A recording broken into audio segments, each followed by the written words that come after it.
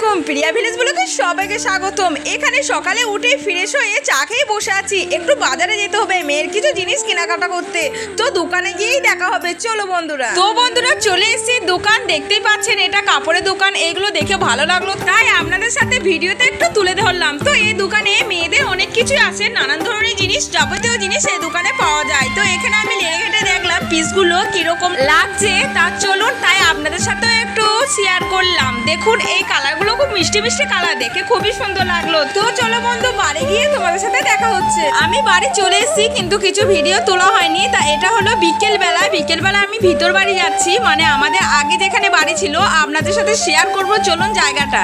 আমি যে রাস্তাটা যাচ্ছি এটা হলো গ্রামের ভিতরের রাস্তা। যেতে যেতে এখানে গরু বাছুর ছাগল সবই দেখা যাচ্ছে, দেখে খুবই সুন্দর লাগছে। গ্রাম মানে সৌন্দর্য, গ্রামে গাছপালা গরু ছাগল হাঁস মুরগি এগুলোই তো দেখে ভালো লাগে। আমরা যেখানেই যাই না, টাউন বলুন আপনি বাইরে বলুন, আমাকে সব থেকে ভালো লাগে গ্রামে থাকতে। গ্রামের ছোট ছোট বাচ্চাদেরকে দেখেন কি সুন্দর রাস্তাঘাটে খেলা করছে। আমি ওদেরকে নাম জিজ্ঞাসা করছি কিন্তু বাচ্চাগুলো বলতে চাইছে না, কেন জানি না, হয়তো ভয় পাচ্ছে। তো আমি চলে এসেছি আমাদের ভিতর বাড়ির সামনাসামনি। এটা হলো রাস্তা, এই গলির মধ্যে যেতে হয়। আমরা এই ভিতর বাড়িতেই মানুষ হয়েছি, এখন রাস্তার ধারে বাড়ি করেছে গ্রামের বাইরে। আমরাও গ্রামের বাইরে চলে গেছি, আমার বড়মাও বাইরে চলে গেছে। তো বড়মাদের বাড়ি আপনাদেরকে শেয়ার করব কালকে। আমরা যদি দেখতে চান তাহলে অবশ্যই এই ভিডিওটা লাইক করুন আর চ্যানেলটি সাবস্ক্রাইব করুন। কালকে আপনাদেরকে দেখাবো বড় মায়ের বাড়ি। এটা সেই বাড়ি, এখানে ছিল মাটির বাড়ি, এখন দেখতে পাচ্ছেন পাকা বাড়ি হয়েছে।